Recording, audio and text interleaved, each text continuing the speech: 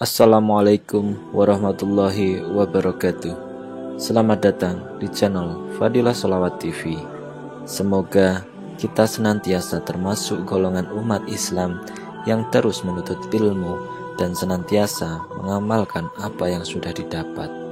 Jangan lupa untuk subscribe terlebih dahulu agar selalu mendapatkan tausiah-tausiah terbaru dari channel kami. Selamat menyaksikan. Kemuliaan yang kita dapat dari Al-Quran itu luar biasa. Sayang sekali kalau kita sudah memiliki di tengah kita kitab yang termulia, kitab yang tersuci, kitab yang teragung, tidak ada keraguan di dalamnya. Alif Lam Mim, Dzalikal Kitabu la raiba fihi hudan lil muttaqin. Dan membaca Al-Quran walaupun tidak mengerti isinya, tidak memahami maknanya, tidak apa-apa. Tetap dapat setiap satu huruf 10 kebaikan. Jadi kalau jamaah sekalian membaca, tak faham sama sekali, hanya baca saja, tetap mendapatkan setiap satu huruf 10 kebaikan.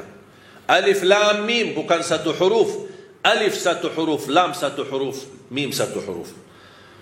Satu huruf satu kebaikan dilipatkan 10 kali lipat menjadi 10 kebaikan. Rugi kita diberikan kesempatan yang mulia seperti ini. Mana ada amal atau bacaan sebuah kitab atau apa saja kita hadis pun belum tentu dapat 10 kebaikan. Hanya Al-Quran satu huruf. Bukan saat satu kali baca dapat 10 kali lipat. Dia menghitungkan berhurufnya, kita mendapatkan 10 kali lipat. Sayang sekali jamaah sekalian berhari-hari lewat tidak baca Al-Quran. Sedangkan fasilitas dan kemudahan ada di tangan kita. Tak bisa baca Al-Quran karena alasannya masih buta huruf atau berbata-bata. Jangan khawatir, ada berita gembira. Di hadis yang diriwayatkan Imam Muslim, Rasulullah SAW bersabda, "Walladhi yaqra'ul Qur'ana wa yatata'ta'u fihi wa huwa 'alaihi syaq lahu ajran." Barang siapa yang membaca Al-Quran dan dia mendapatkan kesusahan sambil berbata-bata dalam bacaannya, apa dapatnya? Apakah dosa karena berbata-bata? Kesulitan dalam membaca, apakah itu dosa? Kata Rasulullah SAW, tidak, itu 2 pahala. Falahu ajran. 1 pahala karena dia mau membaca, 1 lagi karena kesusahan dan kesulitan yang dia hadapi saat membaca. Mohon maaf, tidak bisa baca sama sekali. Alhamdulillah masih bisa simak, dengar. Sambil naik motor, sambil kita menjalani tugas di kantor, atau kita kemana saja pergi. Alhamdulillah sekarang fasilitas mudah. Dengan HP kita bisa kita dengar murattal. Sambil kita khatam 30 juz, walaupun tidak mengerti isinya, mendapatkan keberkahan. 1 ayat kalau kita jaga setiap habis salat fardu dan ketika mau tidur, sebagaimana bersabda Rasulullah SAW, "Man qara'a ayat al-kursi dubura kulli salatin laysa bainahu wa bainal jannati illa yamut." Barang siapa yang membaca ayat kursi setiap habis salat fardu, dijamin menjadi ahli surga. Cuba 1 ayat saja menjaminkan kita masuk surga. Kira-kira gimana 30 juz Al-Quran? Dan selalu saya sampaikan kepada jemaah, kalau seandainya buru-buru, lagi ada rapat, ada meeting, ada urusan mendadak, tak bisa berlama-lama di masjid, tak apa-apa, habis istighfar langsung baca ayat Al-Kursi, terus habis itu jalan. Terus gimana? Subhanallah, walhamdulillah dan zikir-zikir yang lain, tak apa-apa, sambil jalan pulang bisa kita jalankan zikir itu. Asal jangan tinggalkan ayat kursi setiap habis salat, karena itu jaminan mendapatkan surga Allah Subhanahu wa ta'ala. Saya harap jemaah sekalian, kita mempersiapkan diri mulai sekarang. Jangan menunggu Ramadan yang datang, karena belum tentu bertemu Ramadan. Tidak ada yang punya jaminan punya umur sampai bulan suci Ramadan. Makanya saya harap, kalau tidak bisa 1 juz dalam 1 hari, minimal mulai harimu baca Al-Quran, tutupi harimu dengan membaca Al-Quran. Tunjukkan perubahan. Kalau anda ingin Allah rubahkan nasib kita, anda ingin Allah merubahkan rizkimu, Allah ingin merubahkan keadaanmu menjadi lebih baik, tunjukkan perubahannya kepada Allah Subhanahu wa ta'ala. Tunjukkan perubahan yang luar biasa, akan dapat anugerah yang luar biasa. Tapi jangan kita menjadi hamba biasa-biasa saja, tapi minta sama Allah yang luar biasa. Itu tidak adil. Oleh kerana itu jamaah sekalian, mari kita minimal mulai harimu baca Quran semampunya. 1 ayat, 2 ayat, 1 halaman, apa yang anda mampu tunjukkan. Begitu habis subuh, sebelum beraktivitas, sebelum jalan ke kantor atau kemana, kita baca Al-Quran. Begitu pulang, sudah mau tidur, siap-siap, sebelum tidur ambil air wudu dan baca Al-Quran. Habis itu tidur. Semoga di antara kita memulai hari kita baca Quran, tutupi hari kita baca Al-Quran, semoga di antaranya kita mendapatkan keberkahan oleh Allah Subhanahu wa taala. Berkah terjamin. Saya belajar dari ibu saya. Setiap hari tidak pernah lewat pasti khatam suratul Baqarah. Setiap hari. Karena Rasulullah SAW bersabda, "Alaikum bi suratil Baqarah, fa inna akhdaha barakah wa tarkuha hasrah wa la tastati'uha al-batala." Ambillah suratul Baqarah, jagalah suratul Baqarah. Barang siapa yang membawa suratul Baqarah, sesungguhnya dia telah membawa keberkahan. Dan barang siapa yang meninggalkan suratul Baqarah, kata Rasulullah SAW, akan menyesal. Kira-kira mau mendapatkan keberkahan atau membawa penyesalan?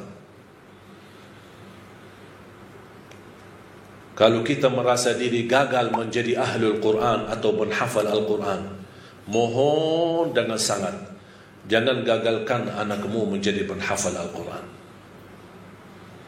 Saya kagumi dan terkejut ketika melihat anak-anak hafiz Indonesia, rata-rata dari orang tua yang awam, orang tua yang buta huruf, orang tua petani, orang tua yang tidak punya kemampuan. Bahkan ada orang tua yang tidak pernah belajar sama sekali Al-Quran. Tapi begitu dia memperjuangkan, sampai ada seorang ibu berkata, sudah hentikan buta huruf lagi. Di masa kami cukup banyak orang buta huruf. Kami tidak mau di generasi-generasi anak-anak kami masih ada yang buta huruf. Kalau anda gagal menjadi penghafal Al-Quran, mohon jangan gagalkan anakmu. Kalau itu pun anakmu tidak berhasil menjadi penghafal Al-Quran, jangan gagalkan hartamu untuk mendukung dan membantu program Al-Quran dimanapun. Supaya apa? Datang di hari kiamat, kita berkata, "Ya Allah, mohon maaf, saya tidak bisa menghafal Al-Quran. Anakku pun tidak mampu menghafal Al-Quran. Ya Allah, jadikan hartaku, sedekah, zakat, infakku menjadi saksi baik untuk program Al-Quran." Mudah-mudahan kita mendapatkan orang-orang yang menilai atau mendapatkan syafaatnya Al-Quran di hari kiamat. Saya ingatkan hadis Uthman bin Affan radhiyallahu anhu yang diriwayatkan Imam Bukhari. "Khairukum man ta'allama al-Qur'ana wa 'allama." Sebaik-baik antara kalian yang mempelajari Al-Quran dan mengajarnya. Ini dapat hadiah besar dari Rasulullah. Kalian sebaik-baik orang. Syaratnya apa? Mempelajari Al-Quran. Di hadis yang diriwayatkan Imam Muslim, "Iqra'ul Qur'ana fa innahu ya'ti yawmal qiyamati syafi'an li ashabi." Bacalah Al-Quran. Sesungguhnya Al-Quran menjaminkan syafaat bagimu. Siapa yang berkenan menjadi teman sama Al-Quran? Kita tidak tahu berapa sisa umur kita. Mari kita sama-sama menjadikan sisa umur kita berteman sama Al-Quran. Lagi pusing, lagi menghadapi masalah, coba buka Al-Quran. Wallahi bakal adem, enak, sejuk hati kita. Ini kalamullah, bukan kalam manusia. Masa kita tersentuh hati kita dengan kata-kata manusia yang indah, kata-kata manusia yang menyentuh hati, tapi ucapan Allah, kalamullah, tidak pernah menyentuh hati kita. Sedangkan kalau Allah turunkan Al-Quran di atas gunung-gunung, bisa hancur menjadi pasir. Mari kita sama-sama memperhatikan Al-Quran. Jangan menunggu bulan suci Ramadan. Mulai hari ini, sedikit demi sedikit. Walaupun kita tidak mampu khatam di bulan Rajab, tidak mampu khatam di bulan Sya'ban, tapi karena sudah terbiasa 2 bulan ini, kita terus berdekatan sama Al-Quran. InsyaAllah begitu tiba bulan Ramadan, kita sudah mudah untuk mengkhatam Al-Quran. Bukan hanya 1 kali, tapi insyaAllah berkali-kali.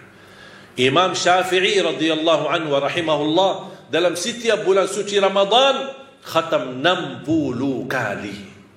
Saya membayangkan 60 kali. Kalau standar 10 jam, berarti 20 jam Imam Syafi'i membaca Al-Quran. Sisanya berapa? 4 jam sehari. Jangan berikan sisa waktumu untuk Al-Quran. Jangan bilang saya belum ada waktu. InsyaAllah kalau ada sisa waktu saya akan baca Al-Quran. Tapi saya harap jadikan Al-Quran adalah yang terutama dalam sehari-harimu, bukan yang tersisa dalam seharimu. Semoga kita semua yang hadir dimuliakan dan dijadikan oleh Allah ahlul Quran dunia dan akhirat.